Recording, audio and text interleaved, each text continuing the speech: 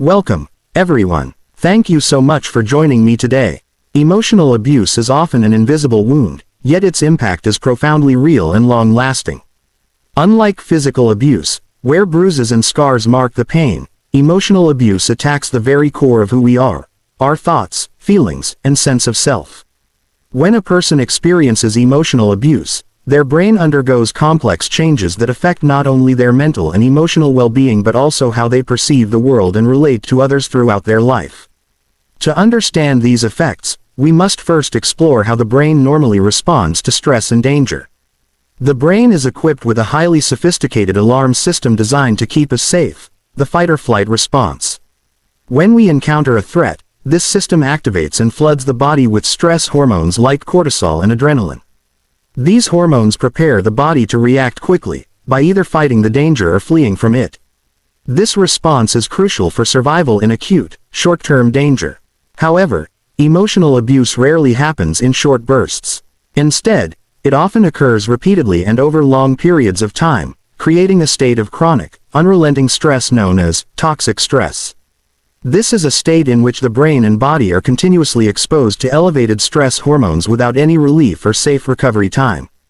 Toxic stress fundamentally rewires the brain in harmful ways. One of the first brain regions affected by emotional abuse is the amygdala. The amygdala is the brain's emotional center and threat detector. It helps us recognize danger and respond emotionally to the world around us. In someone who has been emotionally abused, the amygdala becomes overactive and hypersensitive. This heightened activity means the brain is on constant alert, always searching for threats, even when none exist. The person becomes hypervigilant, reacting strongly to criticism, rejection, or perceived slights.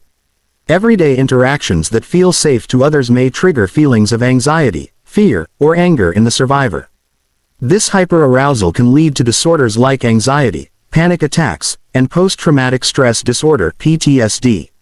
While the amygdala is on high alert, other parts of the brain also suffer. The hippocampus, which plays a critical role in forming and retrieving memories and in contextualizing experiences, often shrinks in response to prolonged toxic stress. This shrinkage results in difficulties with memory, learning, and concentration. For survivors of emotional abuse, this may manifest as trouble remembering positive experiences, difficulty making sense of their trauma, and persistent feelings of confusion and helplessness. The shrinking hippocampus disrupts the ability to regulate emotions effectively and contributes to the cyclical nature of trauma where painful memories resurface repeatedly, often without clear cause or context. Another key brain area affected is the prefrontal cortex, located at the front of the brain. The prefrontal cortex governs critical higher functions like decision-making, impulse control, planning, and social behavior. When emotional abuse impairs this region, survivors may find it harder to control their emotions, make healthy decisions, or engage confidently in social relationships. This can manifest as impulsivity, difficulty setting boundaries, problems with trust, and struggles with managing everyday stress. The impaired prefrontal cortex weakens a person's ability to regulate the heightened emotional responses driven by the amygdala, creating a constant internal battle between fear and reason. The brain's neural connections are shaped by repeated experiences. When someone is emotionally abused, the brain learns to associate the self with negativity, shame, worthlessness, fear, and self-doubt. These negative associations become deeply ingrained neural pathways. The survivor's inner dialogue may echo the abuser's criticisms and insults, leading to persistent feelings of low self-esteem and self-hatred. This internalized abuse is often harder to heal than the external abuse itself because it feels like an inescapable truth. Socially, emotional abuse often isolates individuals. Abusers frequently use manipulation, control, and intimidation to cut off survivors from friends, family, or support systems. This isolation damages the social brain, the parts responsible for empathy, connection, and interpreting social cues. Humans are wired for connection, and without it, emotional pain deepens. Survivors may feel alone, unloved, and disconnected, which can exacerbate depression, anxiety, and feelings of hopelessness.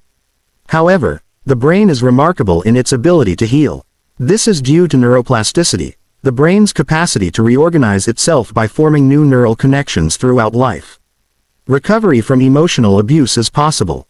Therapeutic interventions such as trauma-informed cognitive behavioral therapy, CBT, dialectical behavior therapy, DBT, mindfulness, and somatic therapies provide tools to regulate emotions, challenge negative beliefs, and build resilience.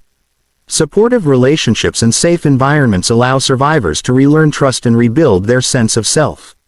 Practices like meditation, physical exercise, creative arts, and even spending time in nature can reduce stress hormones, stimulate brain growth, and foster emotional healing.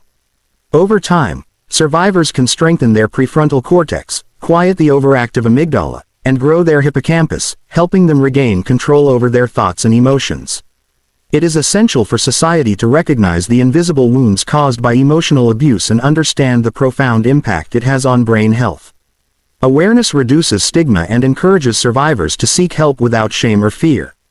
It also empowers families, educators, and communities to intervene early and provide the support needed to break cycles of abuse. In summary, emotional abuse floods the brain with toxic stress hormones, damaging critical areas like the amygdala, hippocampus, and prefrontal cortex. These changes cause heightened fear and anxiety, memory difficulties, impaired emotional regulation, and deeply rooted negative self-beliefs. While these effects can feel overwhelming and lifelong, the brain's neuroplasticity offers hope. Through therapy, support, and time, survivors can heal, reclaim their lives, and create new pathways toward emotional health and resilience. Thank you for watching and listening with an open heart. Remember, no matter how deeply the wounds of emotional abuse may run, your brain and your spirit have an incredible capacity to heal. You are not alone, and healing is possible, step by step, day by day.